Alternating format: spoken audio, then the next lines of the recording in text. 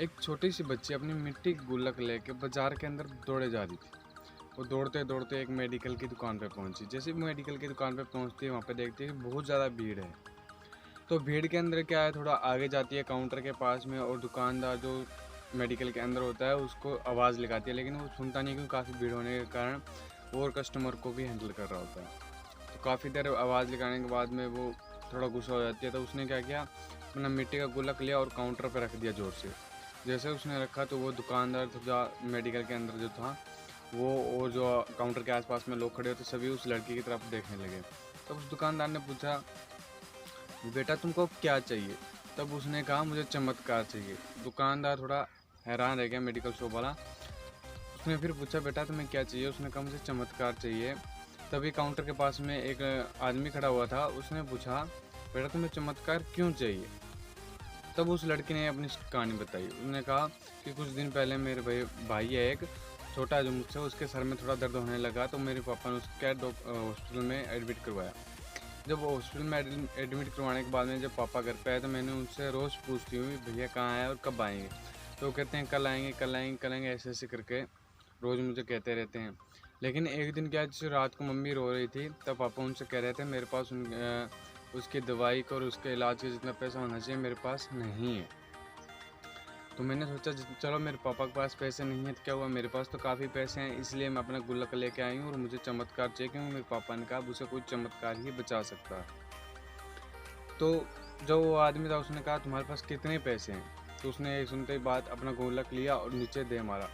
नीचे मारते हुए गुल्लक टूट गया और वो लड़की है जो उसमें पैसे गिनने लगी। एक एक रुपये गिनने के बाद उसने पूरा बोला, ये लो मेरे पास पूरे 19 रुपये हैं। तो जो आदमी खड़ा होता वो हंसने लगा। उसने कहा, फिर बोला, ये तो काफ़ी है तुम्हारे चमत्कार के लिए, इससे तो चमत्कार मिल जाएगा। तो वो लड़की बहुत ज़्यादा खुश हुई और उसने कहा चलो मेरे पापा के पास में। उसे वो आदमी को अपने पापा के पास में ले गई। तो बाद में पता चला जो वो आदमी था कोई आम आदमी नहीं था, एक न्यूरो सर्जन था।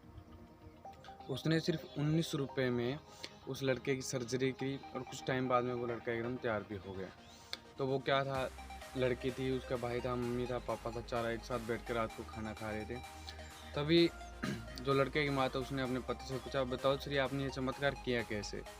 तब उस आदमी ने बताया, ये चमत्कार मैंने नहीं किया, हमारी बेटी ने किया।